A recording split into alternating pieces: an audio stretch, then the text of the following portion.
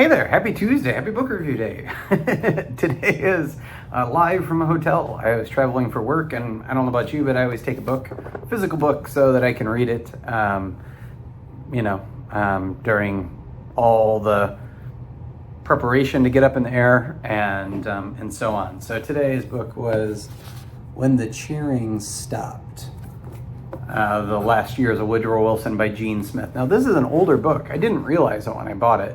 But apparently it was written in 1964 and must have recently come out again because it piqued my interest, in part because I was working on The Great Clavet, and the painting of clavets that I was trying to find dealt with Woodrow Wilson, and I really didn't know very much about him. So I kind of finished my research and wrote that book, and then this book had been on my shelf, and I finally got around to reading it. It's super interesting. So, like, the traditional story of Woodrow Wilson is, he was wildly successful and popular during World War I. And then during his second term, he loses his wife and he remarries. And some people think that he kind of maybe had a stroke or some kind of brain hemorrhage and was incapacitated. And then made a series of bad decisions. And what Gene Smith does is goes back through, the back chunk of this book are all sources. It's really impressive. And, talks to people, interviews people who knew him, because it's written in 64. So, Woodrow Wilson was not that far removed. He died in 28. So some of the people who knew Woodrow Wilson were still alive when Gene Smith was doing this work. And reconstructs really that time of Woodrow Wilson's life. And it's super interesting.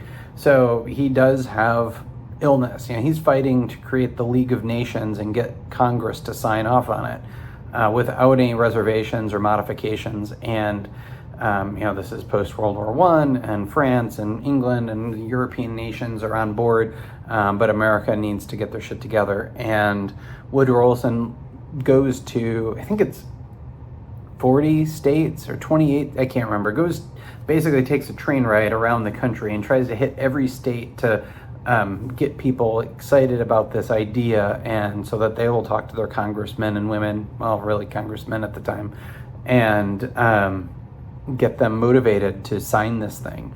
And during that time, he falls ill and really never fully recovers. Now, what Smith does is he does talk about the illness and what it was diagnosed as at the time and what we probably think of it as now, and gives us a better understanding of that.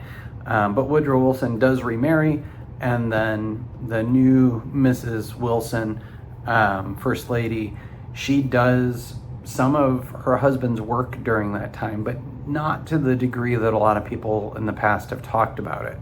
And then you do get, then after he did actually consider running for a third term, which is kind of interesting. Again, didn't really know that about him. And then you get this period of time where he has left the office and then semi-retired.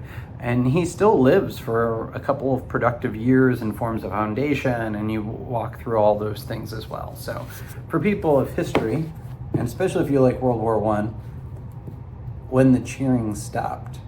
And I'll give a spoiler alert really quick. There is one moment in here when he's doing these visits, and he's wildly popular and everybody loves him.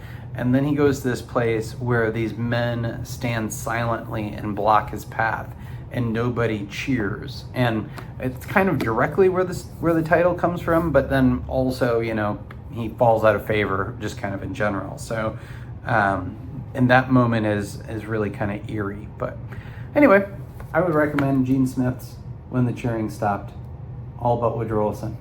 What are you reading? Bye. I almost forgot to say, so when I travel with a book, I always leave it behind unless it's something I really love. So if you happen to be in Dallas-Fort Worth Airport, you might find this book laying around. Have a good one. Bye.